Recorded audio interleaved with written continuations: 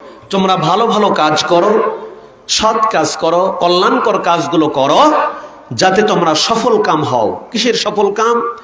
সফল কাম হচ্ছে আল্লাহর সন্তুষ্ট এবং কিয়ামতের দিন জান্নাত লাভ করা। এটা হলো চূড়ান্ত সফলতা।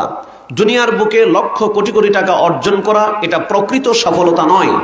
আপনার গাড়ি আছে, বাড়ি আছে, মিল, ফ্যাক্টরি, ইন্ডাস্ট্রিজ আছে, এটা প্রকৃত সফলতা নয়। ইসলামী দৃষ্টিতে প্রকৃত সফলতা হচ্ছে আপনার মহান রবকে খুশি করতে পারা এবং জান্নাতের মেহমান হয়ে যাওয়া। এটা হলো প্রকৃত সফলতা। আল্লাহ পাক যেন আমাদেরকে সেই সফলতা অর্জন করার তৌফিক দেন, বলেন আমিন।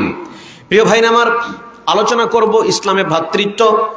আল্লাহ পাক রব্বুল আলামিন কোরআনুল কারীমের 49 নম্বর সূরা, সূরা হুজরাতের 10 নম্বর আয়াতে চমৎকার করে বলছেন, ইন্নামাল মুমিনুনা ইখওয়াতুন ফাআসলিহু বাইনা আখাওয়াইকুম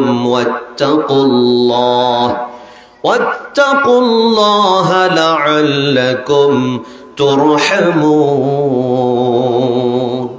আল্লাহ পাক বলেন, মুমিনরাই পরস্পর পরস্পরের ভাই, একজন মুমিন আর একজন মুমিনের ভাই।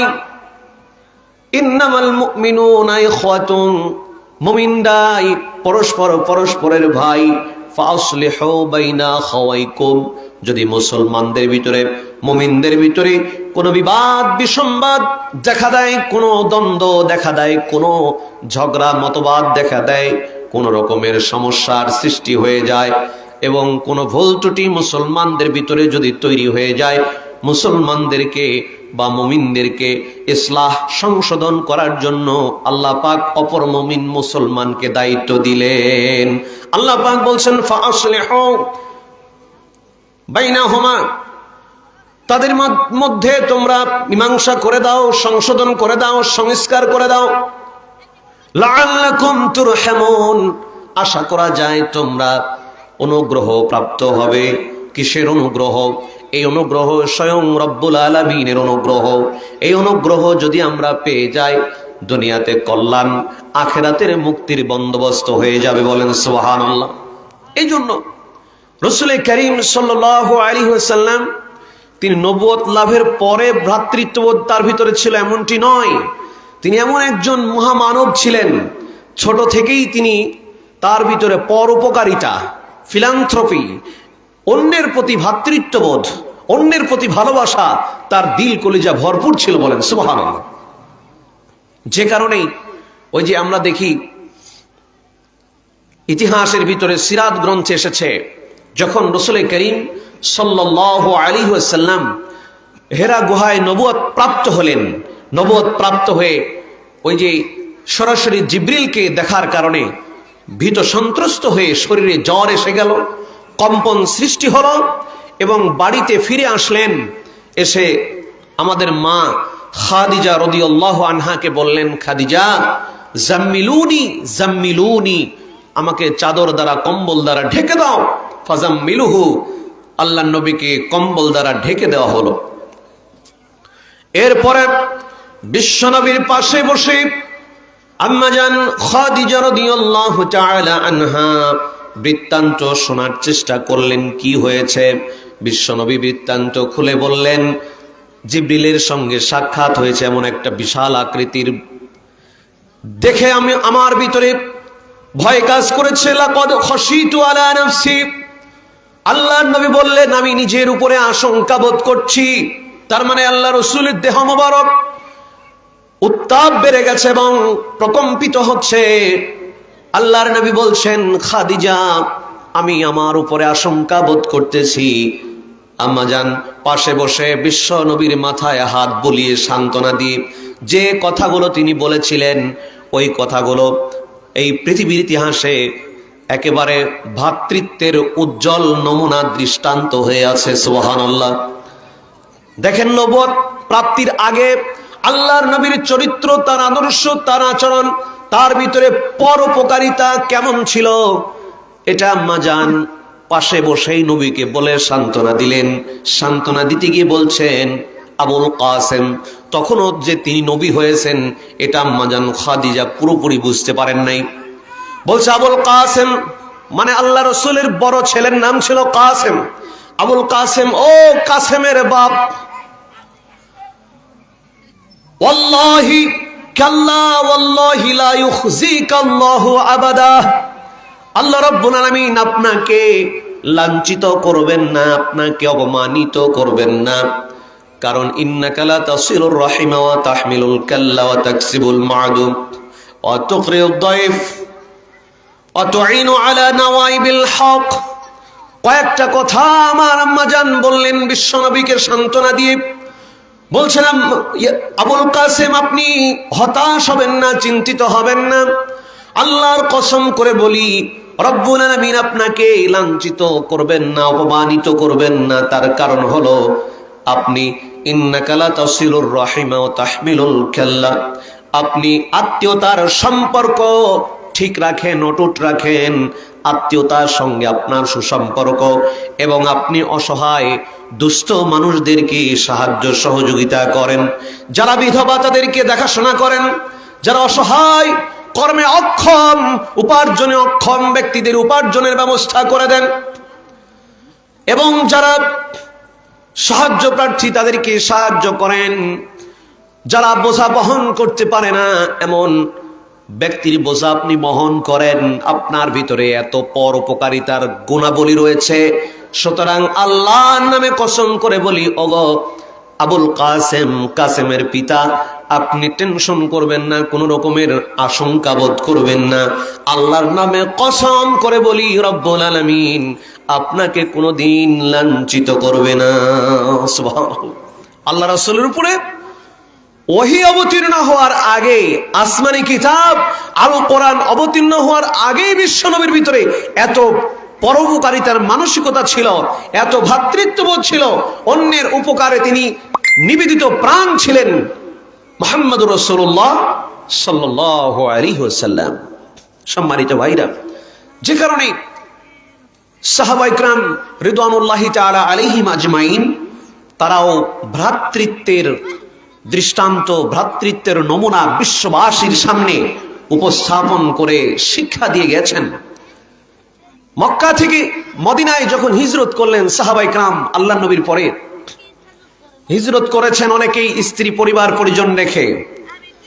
মক্কা থেকে মদিনায় গেছেন প্রায় 400 কিলোমিটার দূরে।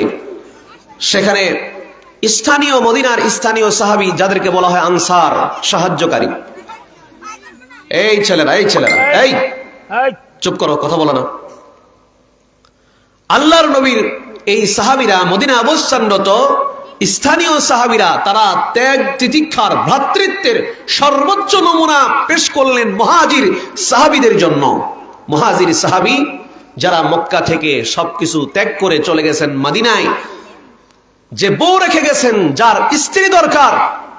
আনসারী সাহাবী যার 2টা স্ত্রী ছিল, সে একটা তালাক দিল, বলল ভাই তোমার তো স্ত্রী দরকার, আমার 2টা আছে, আমি একটাকে তালাক দিলাম, নির্ধারিত সময় ইদ্যত পালন শেষে তুমি তাকে বিবাহ করবে। স্ত্রী দিয়ে পর্যন্ত সহযোগিতা করেছেন, স্ত্রী তালাক দিয়ে দিয়েছেন, 3টা আছে, 2টা তালাক দিয়ে দিয়েছে, যে আমার ভাই দূর থেকে এসেছেন, তার সংসার লাগবে, তার পরিবার লাগবে, তার বন্দোবস্ত তারা করে দিয়েছেন। এমনকি নিজের জায়গা পর্যন্ত, বসত ভিটার একাংশ মুহাজির সাহাবীদের জন্য উৎসর্গ করে দিয়েছেন। বলেন সুবহানাল্লাহ। কি ভ্রাতৃত্ব ছিল তাদের ভিতরে। সাহাবীদের ভ্রাতৃত্বের নমুনা এক এক করে বলতে গেলে অসংখ্য নমুনা আমাদের সামনে এসে যাবে ভাই। যেমন সাহাবীদের ভিতরে এমন যারা ব্যবসায়ী ছিলেন, তাদের ভিতরে ভ্রাতৃত্বটা কেমন ছিল। আল্লাহর নবীর সাহাবীরা এত ভ্রাতৃত্বের বন্ধনে আবদ্ধ ছিলেন। খোলা বাজারে কোনো দ্রব্য পণ্য বিক্রি করছেন, কোন এক বাজারে সাহাবায়ে কেরাম, এক সাহাবী, তার দোকানে অত্যন্ত বেশি বেচা কেনা হলো।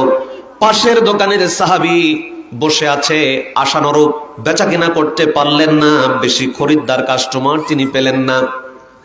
যার দোকানে বেশি কেনা বেচা হলো, দুপুর গড়িয়ে বিকাল যখন হয়ে গেল, তিনি বলছেন, যত কাস্টমার আসতেছে বলছে ভাই আমি যথেষ্ট বেচা কিনা করেছি, আলহামদুলিল্লাহ আমার যথেষ্ট হয়ে গেছে, আমার পাশের দোকানদার ভাই, তিনি যথেষ্ট পরিমাণ কেনা বেচা করতে পারে নাই, তিনি মর্মাহত, তুমি তার দোকান থেকে কেনো। সুবহানাল্লাহ। আছে কেউ এরকম দুনিয়াতে বর্তমান?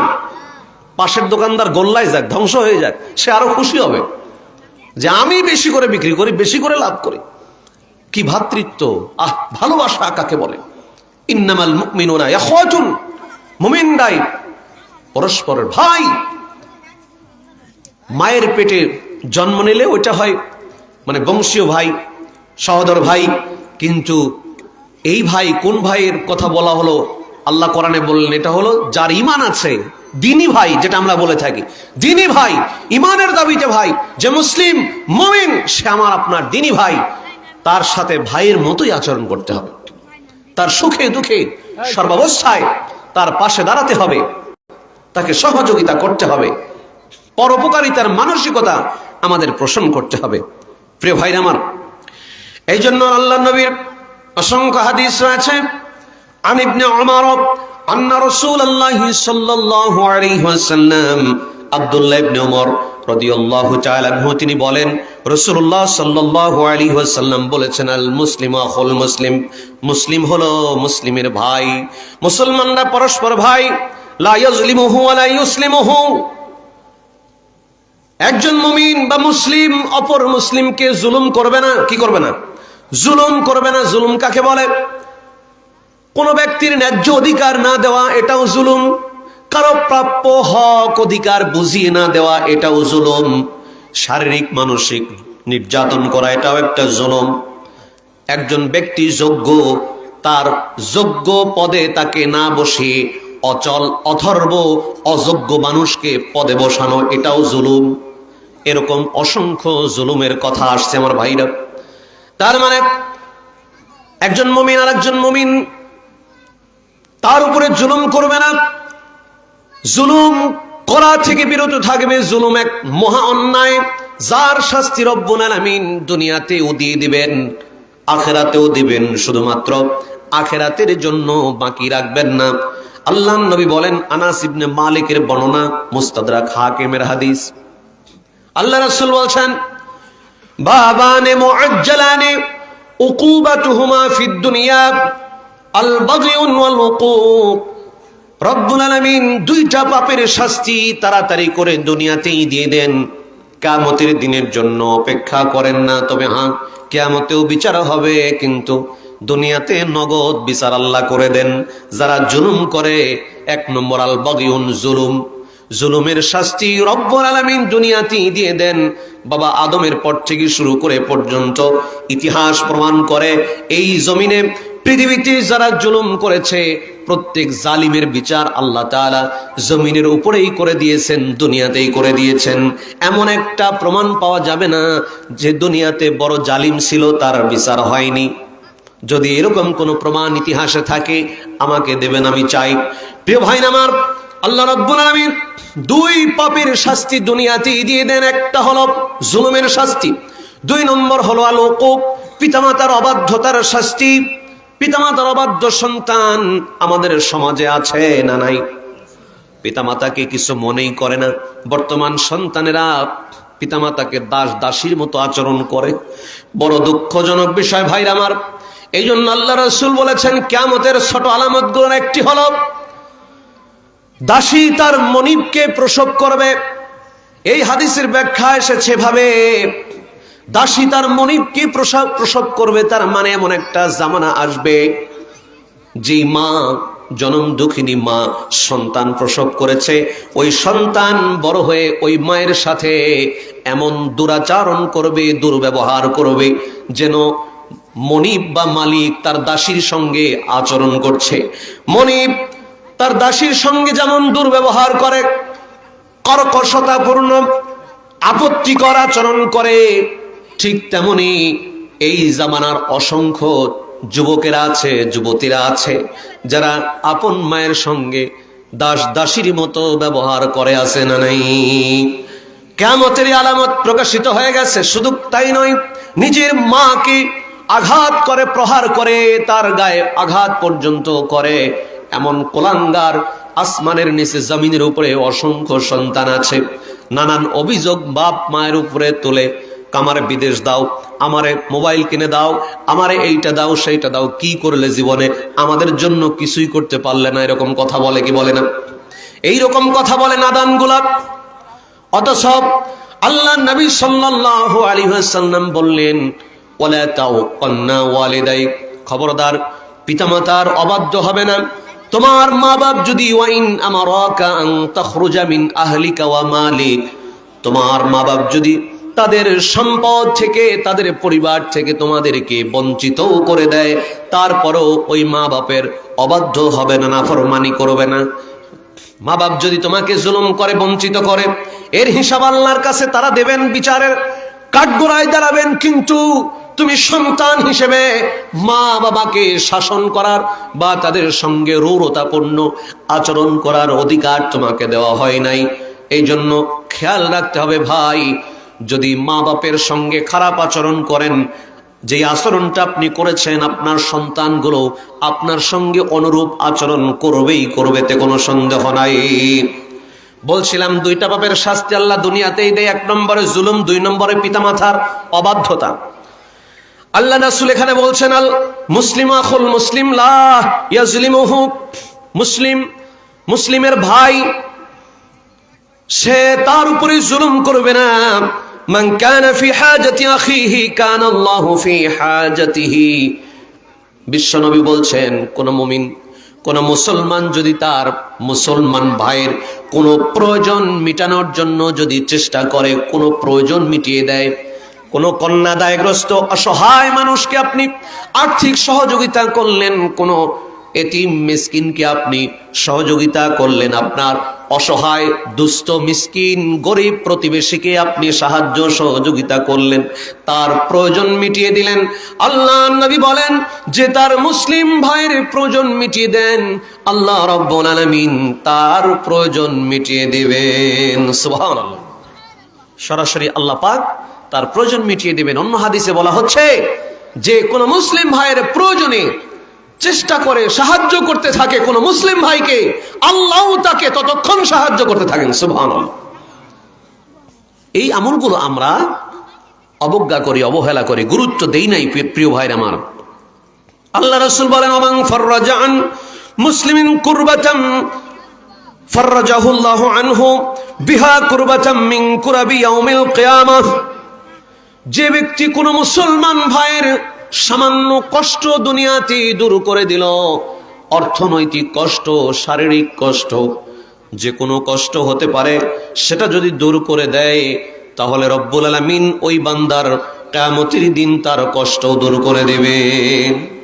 শুধু তাই নয়, আল্লাহ পাক বলেন, ওমান সাতারা মুসলিমান সাতারাহুল্লাহু ইয়াউমাল কিয়ামাহ। আল্লাহর নবী বলছেন, যে ব্যক্তি কোনো মুসলিম ভাইয়ের দোষ ত্রুটি গোপন রাখে, পরের সমালোচনা করে না, গীবত করে না, অন্যের সেই গোপন কথাগুলো ছিদ্রান্বেষণ করে না, সমালোচনায় লিপ্ত হয় না, মুসলমান ভাইয়ের দোষ ত্রুটি নিয়ে আলোচনা করে না, আল্লাহ রাব্বুল আলামিন কিয়ামতের দিন তার গুনাহ যেগুলো আছে দুনিয়ার কোনো মানুষ জানে না, ওই গুনাহগুলো গোপন রেখে রব্বুল আলামিন তাকে মাফ করে দিবেন। সুবহানাল্লাহ। সহিহ মুসলিমের হাদিস, খুব আশ্চর্য, আবেগ আপ্লুত হওয়ার মতো একটা হাদিস আমার ভাইরা। আন সাফওয়ান ইবনে মুহরিজিন, সাফওয়ান ইবনে মুহরিজ থেকে বর্ণিত, তিনি বলেন, ক্বালা রাজুলুন লি ইবনে উমর, একজন ব্যক্তি আব্দুল্লাহ ইবনে ওমরকে বললেন, ভাই আব্দুল্লাহ ইবনে ওমর, কাইফা সামি'তা রাসূলুল্লাহ সাল্লাল্লাহু আলাইহি ওয়াসাল্লাম ইয়াকুলু ফিন নাজওয়া। ক্বালা সামি'তুহু ইয়াকুল। আব্দুল্লাহ ইবনে ওমরকে বললেন, ভাই তুমি কি নাজওয়া সম্পর্কে আল্লাহর নবীকে বলতে শুনেছো? নাজওয়া কিভাবে হবে? নাজওয়া বলতে কিয়ামতের দিন বান্দার সঙ্গে স্বয়ং আল্লাহর কথোপকথন, কথাবার্তা। বলেন সুবহানাল্লাহ। বান্দার সঙ্গে আল্লাহ কথা বলবেন, এটাকে বলা হচ্ছে নাজওয়া। কিভাবে হবে? তখন তিনি বললেন, সামি'তুহু ইয়াকুল, আমি আল্লাহর নবীর কাছ থেকে শুনেছি, তিনি বলেছেন, ইউদনাল মুমিনু ইয়াউমাল কিয়ামাতি মির রাব্বিহি আযজা ওয়া জাল্লা। কিয়ামতের দিন মুমিন বান্দাকে তার রবের নিকটবর্তী করা হবে। নিকটবর্তী করার পরে হাত্তা ইয়াদা আলাইহি কানাফাহু, তার সামনে পর্দা দেওয়া হবে, পর্দা ফেলে দেওয়া হবে।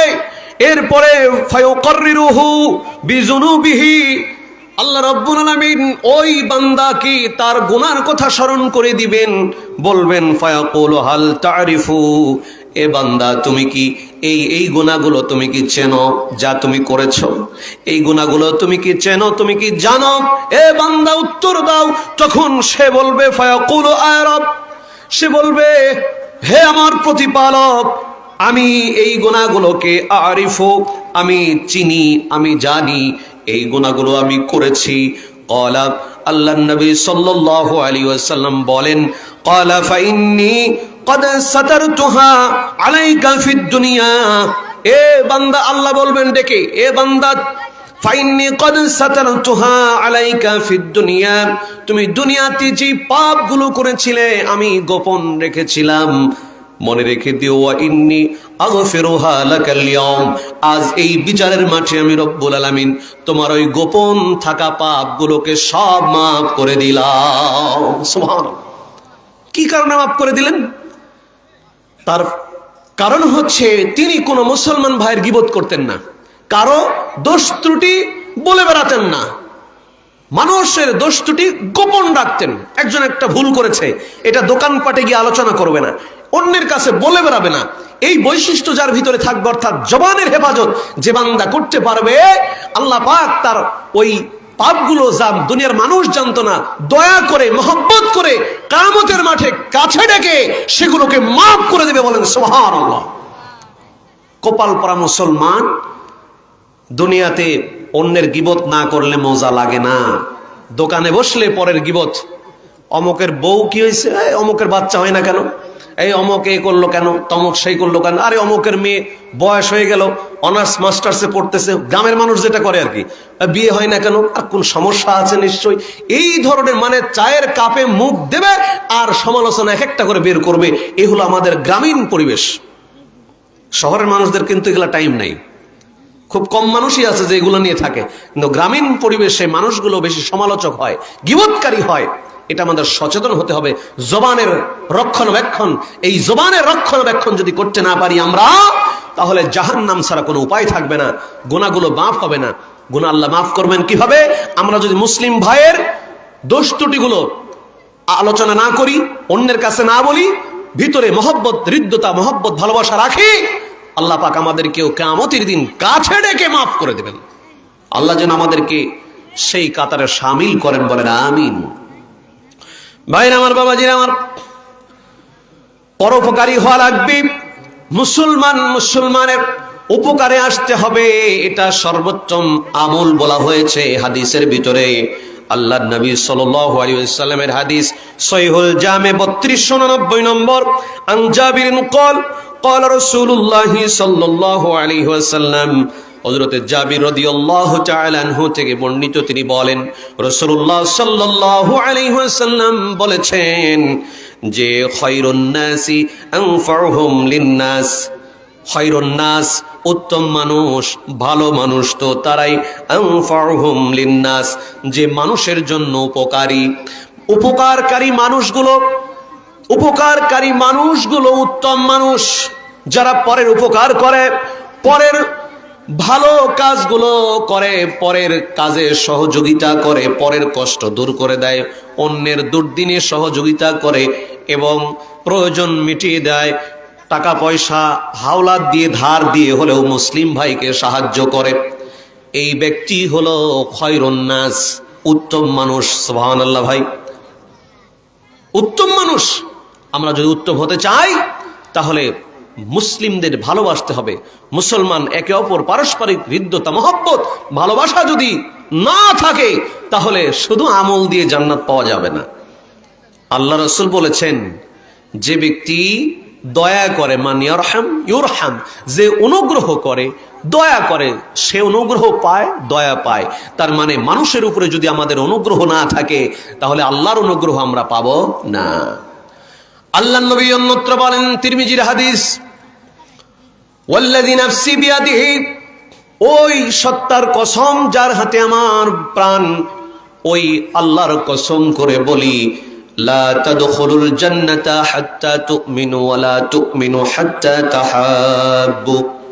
বিশ্বনবী বলতেছেন, আল্লাহর কসম, তোমরা ততক্ষণ জান্নাতে যেতে পারবে না যতক্ষণ তোমরা মুমিন না হবে, আর ততক্ষণ পর্যন্ত তোমরা মুমিন হতে পারবে না যতক্ষণ পর্যন্ত একে অপরকে ভালো না বাসবে। হাত্তা তাহাব্বু, পারস্পরিক মহব্বত ভালোবাসা যদি তৈরি না হয় তোমরা পরিপূর্ণ মুমিন হতে পারবে না।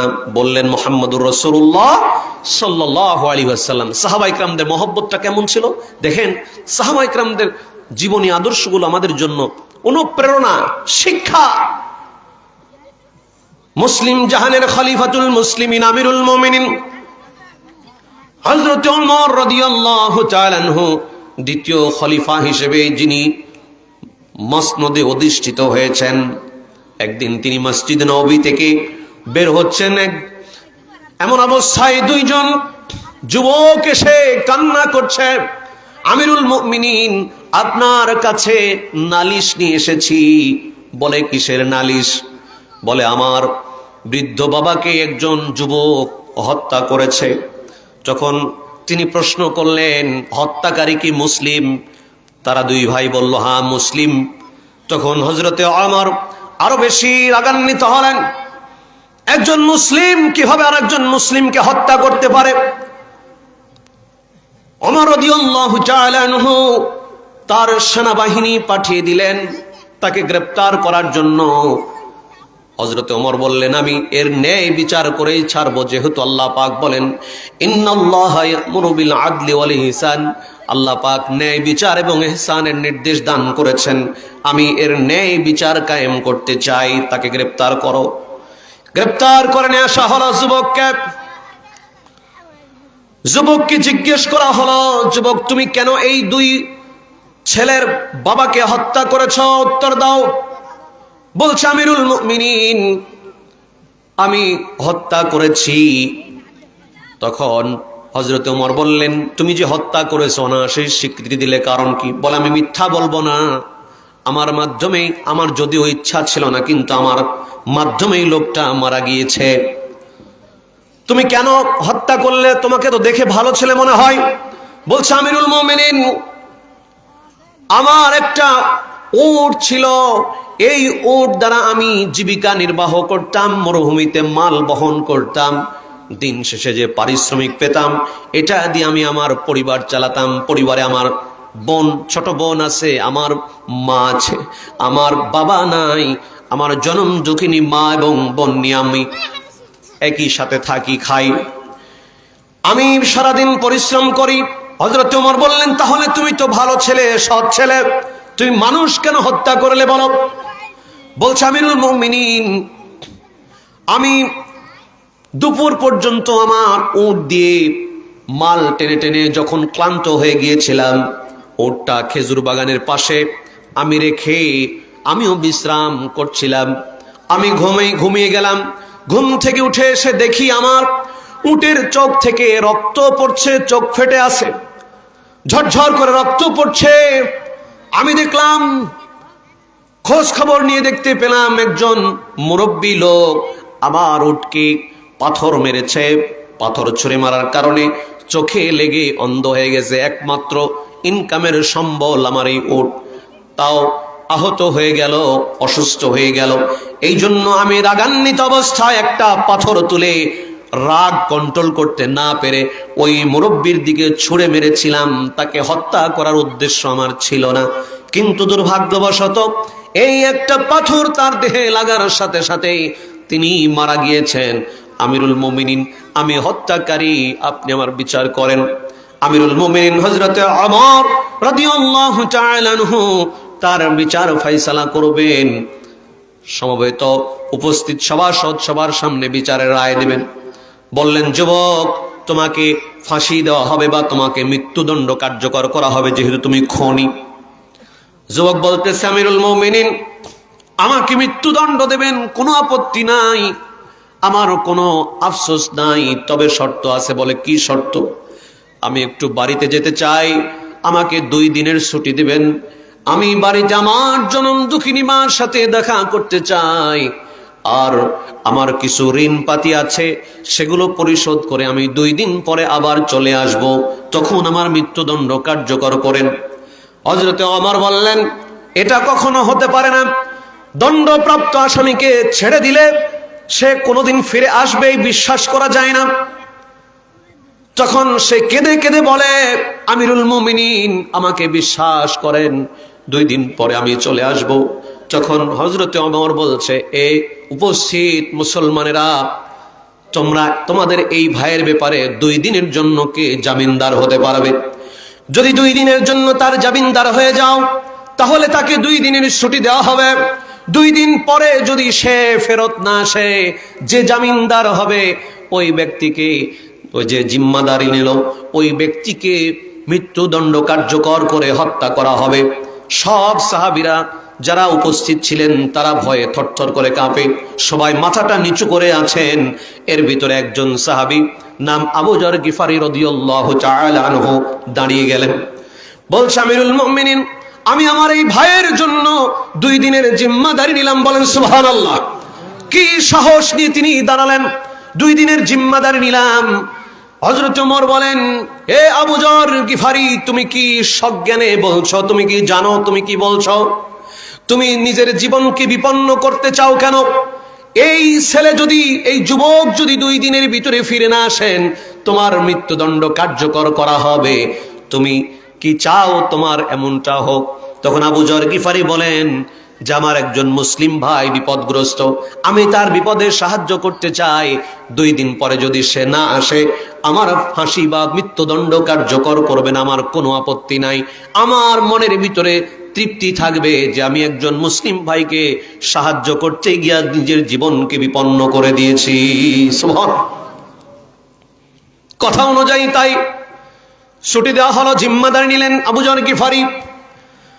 প্রথম দিন পার হয়ে গেল, দ্বিতীয় দিন দুপুরবেলা আমিরুল মুমিনিন লোক পাঠালেন আবু যর গিফারির বাড়িতে তাকে প্রস্তুতি নেওয়ার জন্য।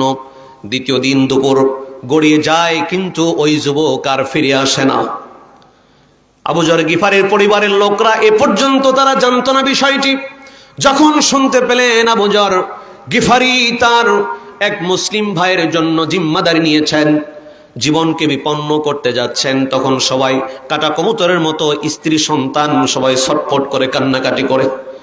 আমার ভাইরা, এমত অবস্থায় আবু যর গিফারি ওমর রাদিয়াল্লাহু তাআলা আনহুর প্রেরিত বার্তাবাহকদের জানিয়ে দিলেন, শোনো, আমার কোনো আপত্তি নাই, আমি প্রস্তুত আছি, আমি সন্ধ্যার আগে আমিরুল মুমিনিনের দরবারে উপস্থিত হয়ে যাব, তোমরা যাও। প্রিয় ভাইরা আমার, স্ত্রীর মায়া মহব্বত, সন্তানের মায়া মহব্বত, মায়ের মায়া মহব্বত সব কিছুকে উপেক্ষা করে আবু যর গিফারি বিকেল বেলা চলে গেলেন আমিরুল মুমিনিনের দরবারে। যেহেতু ওই যুবক এখনো এসে উপস্থিত হয় নাই, যেহেতু জিম্মাদারি তিনি নিয়েছেন, তার মৃত্যুদণ্ড কার্যকর করা হবে, এজন্য তাকে উপস্থিত করা হলো। মৃত্যুদণ্ড কার্যকর করা হবে এমন একটা মুহূর্তে সব সাহাবীরা উপস্থিত যারা ছিলেন তারা বিস্ময় হতবাক হয়ে আবু যর গিফারির দিকে তাকিয়ে আছেন। অনেকেই কাঁদতেছেন, আহারে আবু যর, কি কারণে তুমি তোমার জীবনটা বিপন্ন করে দিলে? একজন মুসলিমকে বাঁচাতে গিয়ে তুমি নিজেকে শেষ করে দিলে আবু যর। আবু যর গিফারি রাদিয়াল্লাহু তাআলা আনহু মৃত্যুদণ্ড কার্যকরের জন্য নিজেকে প্রস্তুত করলেন।